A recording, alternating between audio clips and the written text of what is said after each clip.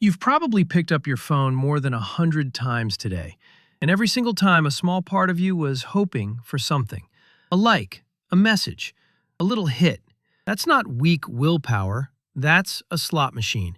And your phone was built to be one, on purpose, by some of the smartest engineers on Earth. We know that because those engineers have started to confess. Here's how the trick works. The most powerful hook in all of psychology isn't reward. It's unpredictable reward. A vending machine that always gives you a snack is boring. A slot machine that might pay out is addictive. Your brain releases dopamine not when you get the reward, but in the anticipation, the wait, the maybe. So that's what they built. Every time you pull down to refresh your feed, you're pulling a lever. You wait. And you get either something exciting or nothing. The man who invented pull to refresh, Loren Brichter, said it plainly. Pull to refresh is addictive. It works exactly like the handle on a slot machine. Then there's the infinite scroll, the feed that never ends. It was invented by a designer named Aza Raskin back in 2006, and Raskin now calls his own creation a slot machine in your pocket. He estimates infinite scroll wastes around 200,000 human lifetimes every single day. He felt so guilty, he helped start an organization to fight it.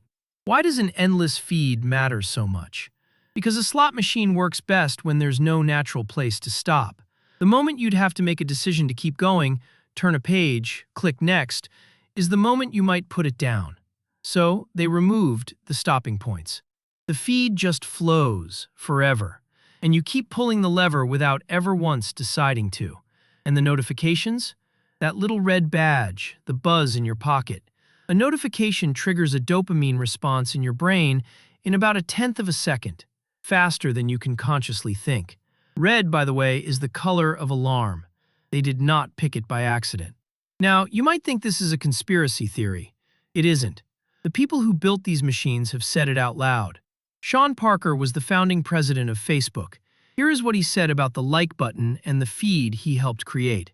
The goal, he said, was to give you a little dopamine hit every once in a while. And the whole thing was, in his words, exactly the kind of thing a hacker like myself would come up with, because you're exploiting a vulnerability in human psychology. And then the part that should stop you cold. He said, the inventors, the creators, it's me, it's Mark, it's all of these people, understood this consciously, and we did it anyway. They knew, and they did it anyway. Tristan Harris was a design ethicist inside Google. He wrote a famous internal presentation warning that the whole industry was in what he called a race to the bottom of the brainstem, a competition to hijack the most primitive, least rational part of your brain, because whoever captured more of your attention would win. And that word, attention, is the whole point. Because here is the business you are actually sitting inside of. The app is free. You have never paid Instagram or TikTok or YouTube a single cent. So how are they worth hundreds of billions of dollars? Because you are not the customer. You are the product. The thing they are selling is your attention, your eyeballs, your time, sold to advertisers. The longer they keep you scrolling, the more ads they show, the more money they make. Which means their goal is identical to a casino's. Not to make you happy, not to help you, just to keep you on the device as long as humanly possible. A casino calls it time on device. Silicon Valley calls it engagement. It is the same machine with the same goal. Keep you in the seat, pulling the lever until they have taken everything they can. So they tuned it. The like was turned into a tiny jackpot of social approval. Will people like my photo, or won't they? The exact uncertainty of a slot machine aimed at your need to belong. Streaks were invented to make you afraid to stop. Autoplay was added so the next video starts before you can decide to leave. Every one of these is a documented design choice, tested on millions of people, optimized to beat your self-control. And here's the part that matters most.